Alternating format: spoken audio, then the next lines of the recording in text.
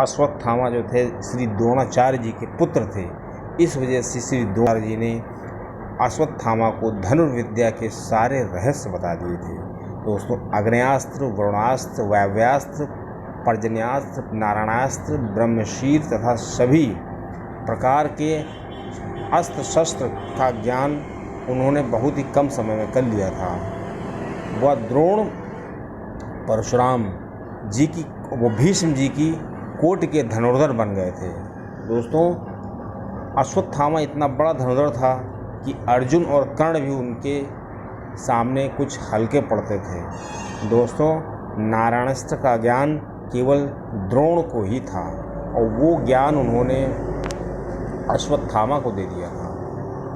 दोस्तों, एक रहस्य है कि पिता की छल पूर्वक मृत्यु का समाचार सुनकर अनावश्यक नारायणास्त्र का प्रयोग कर दिया अश्वत्थामा ने, जिससे क्या हुआ कि पांडव सेना के छक्के छूटने लगे और पांडव सेना काफ़ी उनका नुकसान हो गया।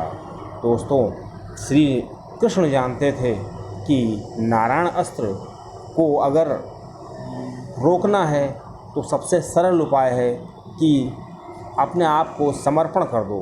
दोस्तों, श्री कृष्ण ने आदेश दिया सभी सेनाओं को कि वो ज़मीन पर बैठ जाएं और अपने आप को इसके सामने समर्पण कर दें, तभी जान बच सकती है, नहीं तो कोई अस्त्र बचा नहीं सकता है। दोस्तों, श्री सेना ने यही किया। जैसे ही अश्वत्थामा ने नारायण अस्त्र का प्रयोग किया, वो आग बबूला था। उसको समझ नहीं आ रहा था कि क्या करे, मेरे पिता की छल से क्यों मृत्यु करा दी गई है।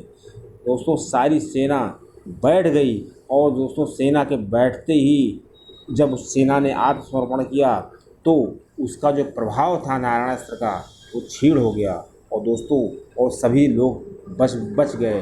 दोस्तों, जब ये चीज़ अश्वत्थामा ने देखी तो उसको शक होने लगा कि नारायण अस्त्र पर भी शक होने लगा। अब दोस्तों, जब ये देखा कि नारायण अस्त्र से सब बच गए हैं तो अर्जुन पर उसने आग्नेयास्त्र का प्रयोग कर दिया। दोस्तों, आग्नेयास्त्र का प्रयोग जब किया तो श्री कृष्ण जी ने अर्जुन को किसी तरह से बचा लिया। दोस्तों, जब अश्वत्थामा क्रोध में आता था तो वो किसी भी तरह के अस्त्र यूज कर लेता था। वह धनुष की मदद से धनुष की विद्या में काफ़ी निपुण था। दोस्तों, अश्वत्थामा का जन्म जो है भरद्वाज के यहाँ हुआ था और दोस्तों, इनकी माता जो है ऋषि पुत्री थी। दोस्तों, द्रोणाचार्य का गोत्र जो था अंगिरा था और दोस्तों, कृपि जो इनकी माता थी वो बहुत ही धर्मज्ञ, सुशील और तपस्वी स्त्री थी। दोस्तों, जन्म के समय आकाशवाणी हुई, एक गर्जना हुई, इस वजह से इसका बालक का नाम जो है अश्वत्थामा ही रखा जाए। दोस्तों, श्री अश्वत्थामा के सर में अनमोल मणि थी जो उन्हें सभी राक्षसों से, हथियारों से और उसको नागों से बचाती थी। दोस्तों, कहा जाता है ये श्री शिव जी के अंश थे।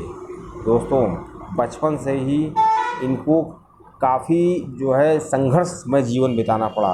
बताते हैं दोस्तों, जन्म के बाद इनको खाने के लाले पड़ गए थे। जैसे ही इनका जन्म हुआ, द्रोणाचार्य बहुत गरीब हो गए थे और दोस्तों, यहाँ तक कि चावल का घोल पीकर ये कहते थे मैंने दूध पी लिया है।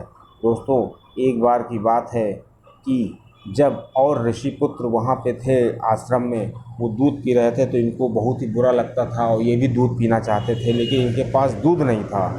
दोस्तों, इतने पैसे नहीं थे श्री द्रोणाचार्य जी के पास कि रोज़ दूध पिला सकें।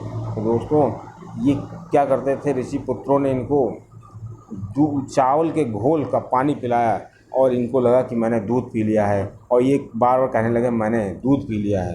दोस्तों, फिर बाद में क्या हुआ, जब विश्वामित्र जी जंगल की तरफ जाने लगे तो उनके पास केवल धनुर्विद्या थी और उन्होंने सब कुछ दान दे दिया था। ऐसे में सब द्रोणाचार्य जी पहुँचे और द्रोणाचार्य जी को उन्होंने सारी धनुर्विद्या सिखा दी। उसके बाद इनकी मुलाकात श्री भीष्म जी से हुई। दोस्तों, भीष्म जी से मुलाकात के बाद इन्होंने कुरुवंश के जब राजकुमारों को सिखाना शुरू किया तब ये काफ़ी अमीर हो गए। दोस्तों, चैनल अच्छा लगे सब्सक्राइब करें।